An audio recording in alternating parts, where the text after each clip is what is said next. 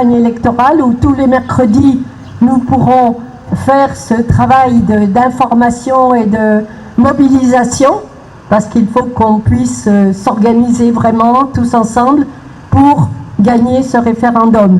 Donc aujourd'hui c'est aussi l'occasion de pouvoir vous parler davantage de tout ce qui est problème avec la liste électorale qui va vous permettre de voter.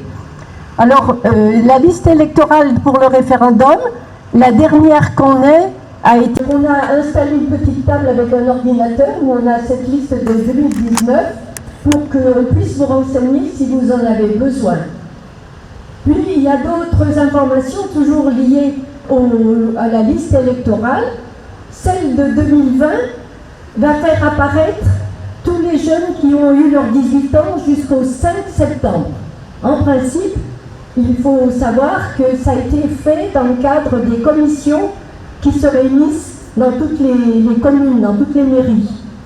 Mais pour les jeunes qui auront leurs 18 ans entre le 6 septembre, qui était la date initiale du référendum, rappelez-vous, donc tous ceux qui auront leurs 18 ans entre le 6 septembre et le 3 octobre, ils sont tout à fait autorisés à voter, mais d'après ce qu'on nous donne comme information au niveau du Haut-Sarriat, ils ne seront inscrits qu'au mois d'août. Alors ça fait quand même assez tardif pour qu'on soit sûr que les jeunes qui ont leurs 18 ans entre le 6 septembre et le 3 octobre puissent être mobilisés, se savoir électeurs pour le référendum. Et un autre problème lié à cette date tardive du mois d'août, c'est que ceux qui seraient peut-être placés dans une mairie des îles, dans une mairie des 5 îles, et s'ils sont maintenant élèves, étudiants à Nouméa, au monde du travail, ils ne pourront plus se délocaliser. Alors on espère que la demande faite par le FLN va être prise en compte, mais il faut vraiment qu'elle inclue la période où les jeunes vont pouvoir être sûrs d'être sur la liste pour le référendum, donc au mois d'août. Et tout ça, ça se fait tardivement, parce que, c'est vrai qu'il y a eu le coronavirus, on met beaucoup de choses sur ce compte-là, puis c'est vrai un peu, mais c'est les jeunes qui auront fait leur journée d'appel à la défense, la journée citoyenne, qui seront pratiquement sûrs d'être sur la liste, quand ils auront leurs 18 ans jusqu'au 3 octobre. Mais il peut y en avoir plein qui ont leurs 18 ans, qui sont aussi des électeurs, et bien ceux-là, quand ils sauront qu'ils sont absents, parce qu'ils n'ont pas mené à bien leur journée citoyenne jusqu'au bout, parce qu'on sait qu'il y a plein de problématiques liées à ce recensement militaire, ceux-là pourront quand même encore faire une démarche au niveau du tribunal. C'est pour ça qu'on dit que nous, c'est tardif, cette période du mois d'août, pour inscrire enfin tous ceux qui pourront être acceptés au moment de l'élection, du vote pour le 4 octobre. Donc voilà, je vous fais partager un peu ces problèmes, parce que c'est important. Bon, il y a aussi le fait de constater qu'on est en train, nous au moins à Nouméa, mais je crois que vous l'avez fait dans d'autres communes, on travaille sur les listes d'élargement de ceux qui ont voté pour les municipales, et on s'aperçoit vraiment qu'il y a beaucoup de liens qui ne sont pas allés voter, alors qu'ils sont électeurs, eux, à Nouméa, puisque nous, on traite que des électeurs sur Nouméa, mais ils sont d'origine des îles, ça se voit à leur nom de famille, ils se sont trouvés à ne pas voter pour les municipales. On est inquiet, parce qu'on ne voudrait pas que ce comportement perdure pour le référendum. Et quand on fait une liste de tous les Kanaks qui habitent dans la rue Louise Michel à Rivière-Salée, qui auraient dû voter à Robert Burg, ils sont 120 Kanaks à ne pas avoir voté, habitant dans la même rue, qui est la rue Louise Michel. Donc c'est quand même des constats. Alors il faut certainement aller dans la rue Louise Michel, à tous ceux qui font la campagne électorale, pour aller atteindre ces populations et savoir pourquoi ils se sont abstenus, et surtout être sûrs qu'ils ne s'abstiendront pas pour le référendum. En principe, beaucoup avaient quand même peut-être voté pour le référendum, parce que c'est un autre type d'élection que les municipales. Donc on ne peut pas non plus comparer, mais c'est une alerte, c'est un constat, et chacun doit le prendre en compte pour en faire quelque chose, pour que ça aide au mieux la majorité des électeurs qui se prononcera le jour du référendum.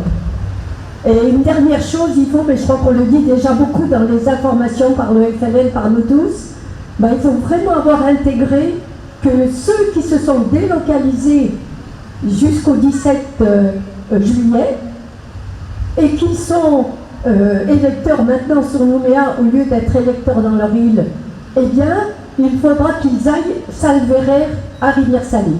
Il faut mettre une croix sur la vallée du Tir, même si on était électeur il y a 2 ans. La vallée du Tir, on n'en parle plus, c'est Salvéret, Rivière-Salée.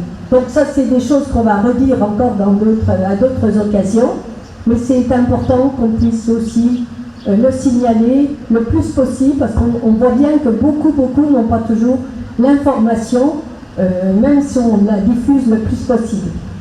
Voilà, je crois que j'ai un peu passé en revue tous les problèmes liés aux listes électorales, et quand même peut-être les procurations. On parle quand même un peu des procurations, et je voudrais surtout insister sur ceux qui sont des îles délocalisées.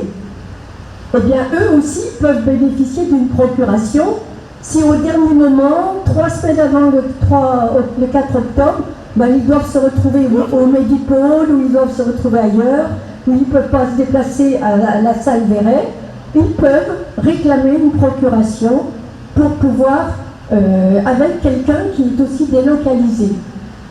Et malheureusement, on sait aussi que beaucoup de ceux qui étaient délocalisés en 2018, s'ils ont pris l'initiative de retourner chez eux, ils sont toujours inscrits, bien sûr, ils étaient inscrits dans leur commune, puis ils le restent, mais comme ils s'étaient délocalisés en 2018, ils vont être mis sur la liste délocalisée s'ils n'ont pas prévenu que maintenant ils voulaient choisir de retourner voter chez eux.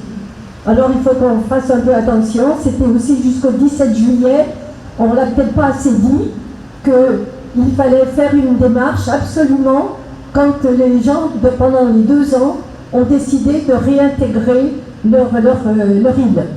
Parce qu'ils vont se retrouver à aller voter chez eux, puisqu'ils sont électeurs chez eux, mais on va leur dire non, vous ne pouvez pas, parce que vous apparaissez encore sur la liste délocalisée. Voilà, donc si on repousse l'obtention de pouvoir repousser toutes les démarches à faire pour les bureaux délocalisés, ça il faudra qu'on le redise pour que tous ceux qui sont dans cette situation fassent vraiment leur démarche. On espère que ça sera possible, ça sera acquis. Voilà, merci.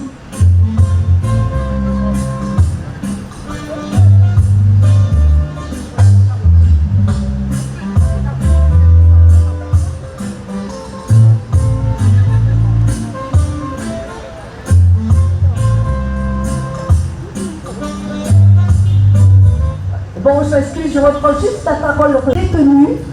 Effectivement, on a tous compris maintenant peut-être que leur seule façon de pouvoir voter, c'est de faire une procuration. Et cette procuration, bien sûr, comme toute procuration, il faut que ce soit un électeur de l'endroit où ils sont inscrits.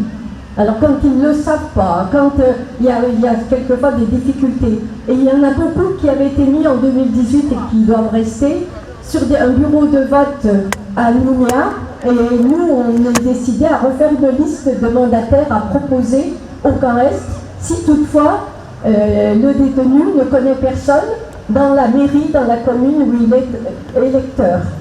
Et on doit faire une réunion ce jeudi. On a réclamé, nous, la commission politique et citoyenneté, pour vraiment mettre au point, avec la nouvelle direction du camp Est, la manière, la procédure qu'ils vont retenir pour que les procurations aboutissent. Parce qu'on a trop souvent des difficultés, et on en a signalé beaucoup pour les procurations, pour le municipal, elles n'ont jamais abouti. Et effectivement, on en a vu plus de 200 au bureau de Nouméa qui n'ont pas voté et qui sont identifiés habitant le camp Est, parce que c'est une seule adresse, toujours la même. Donc il y a vraiment beaucoup de choses, et dès qu'on aura fait le point avec la direction, on tâchera de reprendre la parole au mois d'août pour pouvoir informés sur le résultat de cette réunion, le 12 août. Mais néanmoins, il faut déjà se rapprocher de ces détenus. Les familles, c'est à elles aussi de bien s'en charger pour leur donner le nom, le prénom, la date de naissance et l'adresse de la personne qui voudra voter à sa place. Il faut que ce soit les détenus qui aient cette information. Et après, il y a des permanences, en principe, au sein du camp Est, parce qu'il y a un officier public judiciaire qui se déplace pour qu'ils puissent aller faire leur démarche de demande de procuration. Mais ce qui est souvent difficile, c'est que l'information ne leur arrive pas, les surveillants ne leur disent pas, la SPIP ne fait pas toujours bien peut-être le travail, et ben, il y a beaucoup de détenus qui peuvent passer à travers les mailles du filet. Puis on souhaite que notre jeune qui a brûlé le drapeau puisse faire sa procuration parce qu'il tenait vraiment à ce qu'on soit, à ce qu'on gagne au niveau du référendum le 4 octobre. Donc il faut maintenant qu'il fasse une procuration. Et pas lui tout seul, plein d'autres encore. Ok, merci.